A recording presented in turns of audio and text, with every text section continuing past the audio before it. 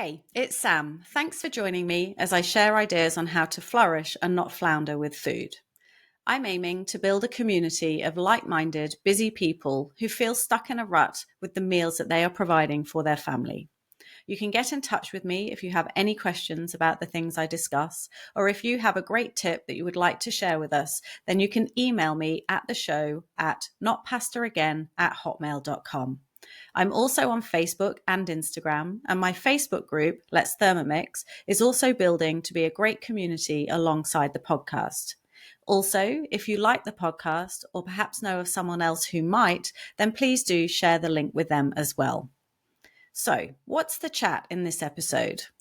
I thought I would explore more around the overwhelm that putting food on the table can bring and share some of the knowledge that I have gained on how to overcome it, plus looking at the pressures you can feel to cook healthy, tasty meals that the whole family will enjoy. Overwhelm in the kitchen may seem like quite a drastic way of putting things, but through what I do now and what I have previously done when I worked in consumer research, I've consistently seen a pattern of stress, overwhelm, dislike, feelings of inadequacy, however you want to express it, when I speak to mums about their role as a meal provider. I guess I'll start by saying that we can feel overwhelmed in a few different ways. And because we're all different, we might all experience it differently. And often it's an accumulation of several factors at play. I also think it's important to note that it's not necessarily something we naturally identify as in this way, particularly when you're in the thick of things and daily life is chaotic around you. Let me paint you a picture, and I'd be really interested to know if you resonate with any of it. You're a busy working mum. You might have children who are also busy doing different after school and weekend activities. If you have a partner, they're probably working too and might even work away from home a few nights a week. Your day is full on from the moment you get up, because first off, you need to ensure that everyone else gets up too.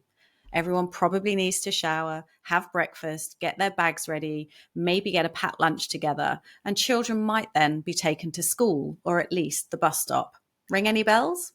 But then you rush off to work, crack on with your working day until school pickup and home time, where it might become a battle to get uniforms off, get them hung up, snacks are given out, but you don't want those to spoil dinner. You might then be back in the car to take one child to an after school activity. You might choose to stay and watch, be the good mum, or decide to quickly go and do some grocery shopping because you need to feed everyone dinner. Oh, and what are you having for dinner? It can literally be at that moment when you first think about it. What have I got in the cupboard? What will everyone like? What's in the fridge? You contemplate these things fleetingly, decide that there's not much time, so you just grab a few things in front of you. Maybe a pre-made pizza, some chips, burgers, or who knows, you might decide on pasta again. Shopping accomplished, you quickly rush to pick up your child, get home, everyone's starving, falling out, you get food in the oven, on the stovetop, everyone eats, and the household might feel a little calmer. Obviously, your activities probably haven't finished at this point. There's bedtime, washing, ironing, admin to catch up on. And maybe, just maybe, at around 9 o'clock, after the bedtime fights, you eventually sit down and relax. Okay, so maybe I've painted an extreme picture here, but I know that I have experienced one, if not all of those things at one time or another in my role as a mum. For me, it's a picture that shows that food, no matter how integral or important it is in our lives, it is often an afterthought. So let's go back and revisit that notion of overwhelm that I mentioned earlier and think about it in relation to some of the situations I've just described. How might we experience it when it comes to putting food on the table? Maybe it's a lack of inspiration of what to cook. Quite simply, feeling like you repeatedly hit a brick wall when it comes to ideas of what you can put on the table. Not knowing what else to cook and relying on some stock standard, quite light meals for the family is commonplace in many households. Remembering in the last episode that the median number of meals we know how to cook is just 7. In the past, I know I was very aware that I kept cooking the same things on rotation. I knew it was boring, but I didn't know what else to make or how to change it. So I didn't. What did I do? I just quashed those feelings of inadequacy, of not being able to introduce a varied diet to my children, and I just did the best that I could. Or maybe the overwhelm stems from always needing to meet the needs or cater for a fussy eater, or maybe even two. This tends to be really quite restrictive, as they often reject even the slightest variation from the usual food they enjoy. Believe me, I've been there with my youngest, watching him try and pick out the bits he doesn't like, or trying to convince him I haven't added mushrooms when clearly I have. He's wholeheartedly a beige eater at heart, and I used to find myself only ever making things that he would eat, to the detriment of everyone else in the house. And yes, you guessed it, pasta is his favourite. So not only was I frustrated, I also felt guilty that we weren't all eating a varied diet.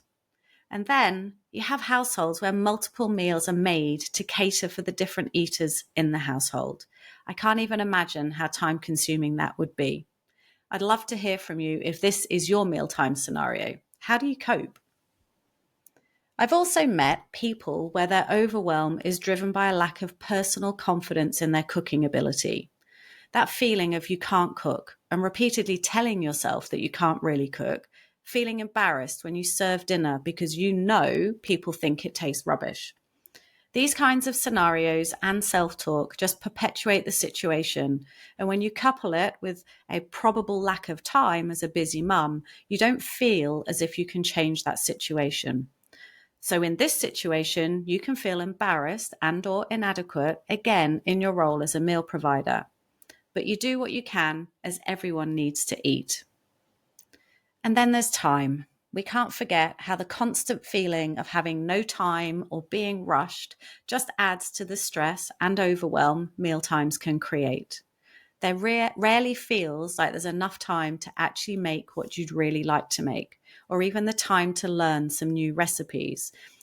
Or wouldn't it be great if there was time to engage with that fussy eater so perhaps they'd be less fussy? But you don't have time. So you compromise. You make the recipes you know. You maybe buy in pre-made food. You perhaps try meal kits. Again, you do whatever you can to put food on the table. And finally, there's that feeling of guilt that can linger in the back of your mind that perhaps you're not quite meeting the nutritional needs of your family in the way that you'd really like to. For me, that feeling of guilt is an accumulation of everything I've touched on so far. No inspiration, no time, no confidence, no variety. It can just feel like a vicious circle. My God, who'd want to be a mum with all this responsibility? So, how can we remove or at least reduce these feelings, flip them on their head so we feel a little bit better about mealtimes and that role as a food provider? For me, I've learned that meal planning really can ease these feelings. It did take me a little bit of time to get used to it because actually finding the time to do it seemed quite difficult. But it's definitely worked out for me that if I sit down for around 30 minutes at the weekend and work out what we are going to eat, it saves me so much panic and stress during the week. Knowing what we're going to eat day to day means we eat well, and I really do make good choices. So, in the first instance, I would really encourage you to make time to meal prep, even create an appointment in your diary once a week that is when you do this. That could be when you're sat watching a child at one of their many activities, or even when you're walking the dog, whatever, whenever. Just working out a time that gives you this opportunity. Having done the planning, it just takes a weight off your shoulders. Then it's just sourcing the ingredients that you need to worry about rather than the compound effect of what am I going to make and have I got the ingredients? If meal planning isn't your thing though, then maybe another option would be to do a weekly online shop and just get in some groceries, ingredients that you tend to use. At least in that way, you have fresh produce in the house so you can, on any given occasion, quickly grab ingredients needed for the meals you know how to cook. I'd say having a full fridge is more comforting than one that is dwindling. At least it then feels like you have options when you open the fridge door. I also have friends who plan their meals as they're going round the supermarket. Maybe this is you. You do your weekly shop whilst you're actually in the supermarket browsing the shelves. In this scenario, they talk about how seeing the food in front of them helps them make a decision about what they're going to make during the week. Sausages Monday, stir fry Tuesday, fish Wednesday. And then they get the bits that they need to go with each of those meals as well. Interestingly, I suck at these suggested options. When I've tried to do things in the past like this, I found it leads to food waste. For whatever reason, I might not make the meals I thought I might. Plans change, don't they? We end up maybe eating at a friend's, or maybe if you're really lucky, you go out for dinner one night. Whatever the reasons, the ingredients that I used to get ended up going to waste. They creep closer to their expiry date, and the levels of guilt just got higher and higher as I recognized that I wasn't going to use them. This can also become quite a costly exercise too, as you're buying things that you're not using. Another option that many find helpful are meal boxes that you can subscribe to. So Gusto, HelloFresh, they're the two that come to mind for me. For me, these have never actually been an option because as a single parent, I didn't really find that they worked from a portion size perspective, but also they weren't really cost effective either. They can add up because there are only so many promo codes that you can use. However, I am not knocking these because I do know that lots of people like them because of the ease they provide around meal planning and preparation. They also offer great variety to the normal meal repertoire that many of us have. So I do know that they can work. But for me, as I've said, meal planning is my definite go-to. And actually, this is made all the more easy because of my Thermomix and the recipe application that comes with it, called Cookadoo. What is Cookadoo, I hear you ask? Well, it's a library of around 90,000 recipes from around the world that I can browse and use to source meal ideas from. Think of it as a massive online cookery book. There's a filtering system that you can use to ensure recipes really meet your needs. So, for example, there are filters for the type of dish you're looking for, maybe a starter, soup, veggie meals, snacks, whatever you're looking for. You can also type in ingredients that you have in your fridge and want to use up. And just in the reverse of that, you can also exclude ingredients that you don't like. My favorite two filters, though, relate to one, difficulty. I always choose easy recipes. And secondly, preparation time. That means how long do I want to be involved for when making a meal? I tend to choose less than 15 minutes because I just don't have time to spend more time in the kitchen. And actually, I'd rather be doing something else, right? You can also filter by total time the meal will take, portion size, i.e. the number of people you're making it for, and rating. So we go from 5 stars right down to 1-star recipes being available. So not only do I have access to a massive library of recipes to choose from, the app Cookadoo also helps me plan my meals because I can plan them weekly, fortnightly, monthly, and beyond, whatever I choose. Once I've put those meals into my diary for any given time period, I can then create a shopping list for all the ingredients I need. It doesn't stop there. I'm then also able to get those ingredients delivered to my door as we link to 4 supermarkets. Imagine that, not going to the supermarket as frequently as you might be doing now. Overwhelm? What overwhelm? I spend 30 minutes at my weekend planning and realistically shopping too, even though I physically don't do it. It's brilliant.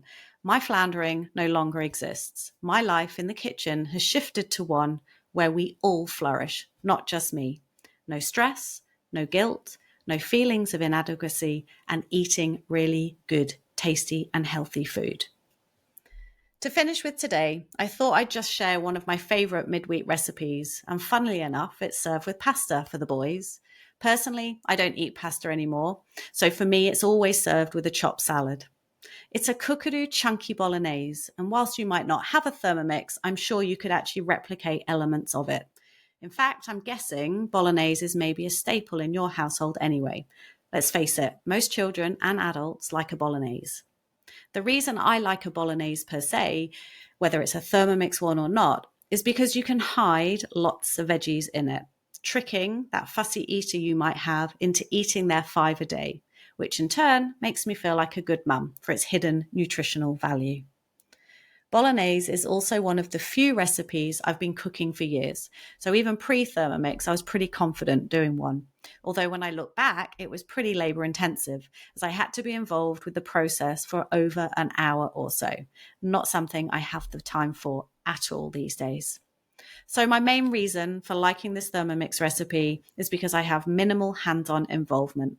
The Thermomix does pretty much all of the chopping, the stirring, and the cooking, of course. Another plus is that it doesn't have any complicated or difficult ingredients in it either. So I can always turn to it when I'm in real need, as I've always usually got the ingredients in stock. The fact I can walk away during the main cooking part is also a godsend. Just gives me time to sort through whatever it is I need to sort through.